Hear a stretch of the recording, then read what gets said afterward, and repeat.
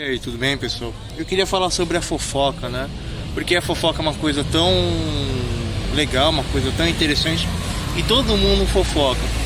Mas eu não conseguiria responder a fofoca em descrever as questões, as situações, as sensações, né? Como fala, e até mesmo falar sobre o malefício da fofoca e mesmo assim as pessoas fofocam. Porém, para explicar sobre a fofoca, eu preciso explicar um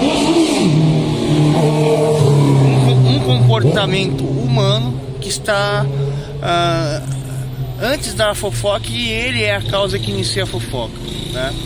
E é bem simples. Eu queria fazer uma pergunta para você. Muitas vezes você desistiu de fazer a sua academia, muitas vezes você desistiu de fazer um esporte, muitas vezes você desistiu de estudar ou de aprender porque você está fazendo sozinho.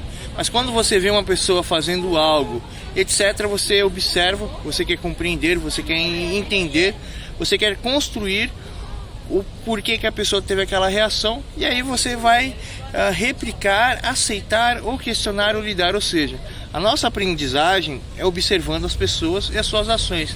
Então, qual é a consequência disso? Você observou e você aprendeu. Então você vai ter que repassar aquilo, fazendo uma fofoca. Aqui a pessoa, ela não fez aquilo direito, ou que a pessoa fez aquilo ali demais, ou olha aquilo ali da pessoa, eu enxergo tal coisa.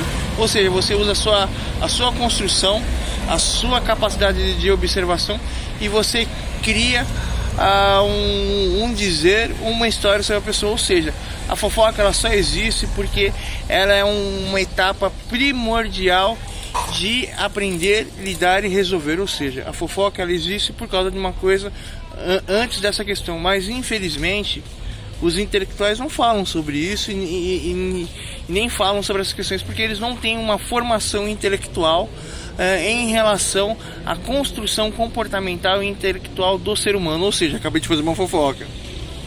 Por quê? Porque eu entrei nessa mesma sistemática, que eu fiz uma análise, fiz uma interpretação, uma observação, e estou dizendo que com o meu conhecimento eu sei mais, posso mais, e que os intelectuais, que filósofos, essas coisas, não, e etc. Eu entrei no mecanismo, e todos nós vivemos nesse mecanismo. Falou aí pra vocês, um abraço. Lula livre. Cadê o Lula livre? Ali. Ali tá o Lulinha livre ali. Quero